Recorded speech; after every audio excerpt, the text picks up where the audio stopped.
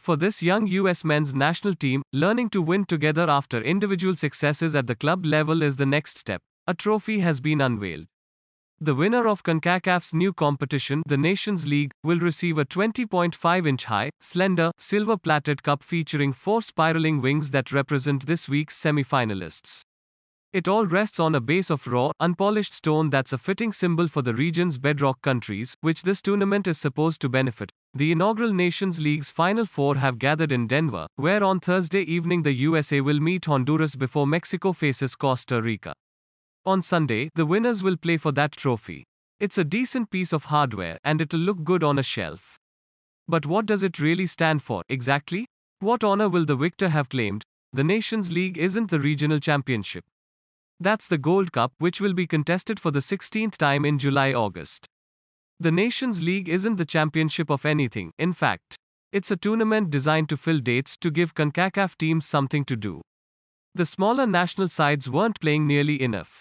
Soccer was stagnant in too many parts of CONCACAF. And there was concern that teams like the USA and Mexico were going to find it tougher to schedule friendlies thanks to UEFA's Nations League and a more congested global calendar. So here we are, with a secondary competition that's kind of superfluous, kind of redundant and lacking in tradition, clarity and context. It's definitely been a pivot, Berhalter said as camp began. Now is the time, right?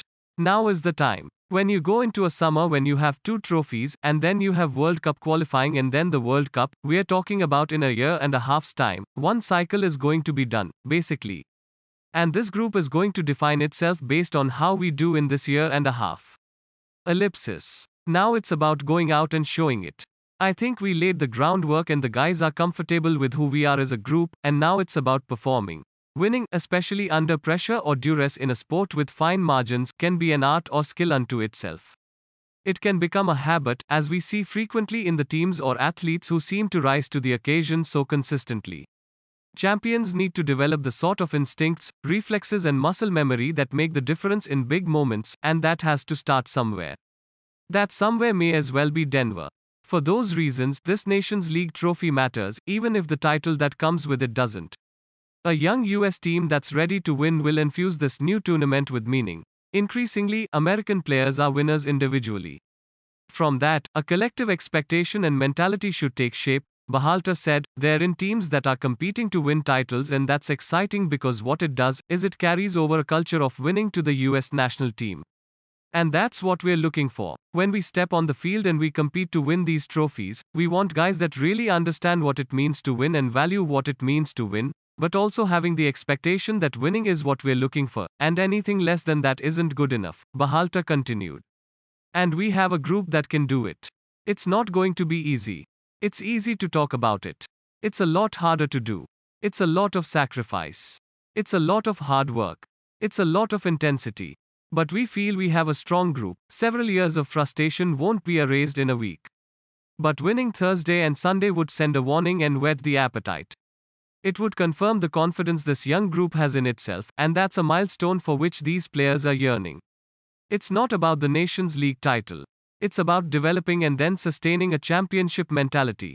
That hunger is personified by Pulisic, who celebrated Chelsea's Champions League triumph in a US soccer sweatshirt before flying to Denver.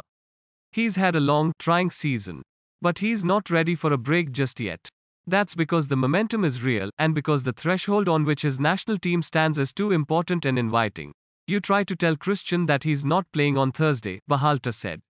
That's going to be a very difficult one. Coming off of winning the Champions League, coming in the final, making an impact in that game, he's ready to go.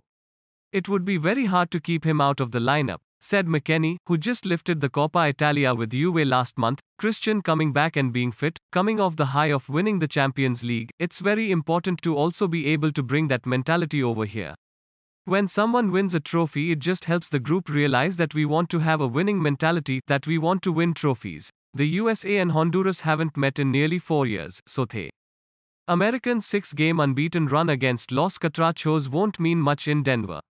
Those matches were contested in a different era. A majority of the Honduran squad is based domestically. It's augmented by 3 MLS players and a half-dozen Europeans, including Boavista forward Albert Ellis and Cadiz forward Anthony Lozano. Traditionally, Honduras is a robust, direct, counter-attacking team, which could be overwhelmed by Berhalter's high press or give it fits. Los Catrachos have played only 4 games in the past 18 months, and the USA enters the semi-final as the favorite. But as we've seen so many times in CONCACAF, when the games are competitive, when there's something at stake, everything tends to tighten up. Adversity occurs. The unexpected happens. Those are the moments this young US side must learn to master. The exam begins Thursday. That's what this Nations League is about. Anytime you get teams together to compete in a tournament format, it's exciting. And with this being the first version of that, we want to win it and we want to compete to lift that first trophy, Berhalter said. It's involving the top teams in our region, so that's a good thing. When you watch the European Nations League, it was great. The semi-finals and final was a great event, and I think we're helping. It's a help to the smaller soccer nations that get to compete in these events. And then when you get to the semi-finals and the final is when you get to see the big nations squaring off against each other. For us, it's a great competitive event. These guys are competitive and they want to win trophies, Berhalter concluded. And the best way to do that is to win on Thursday and then have a great game in the final and win that.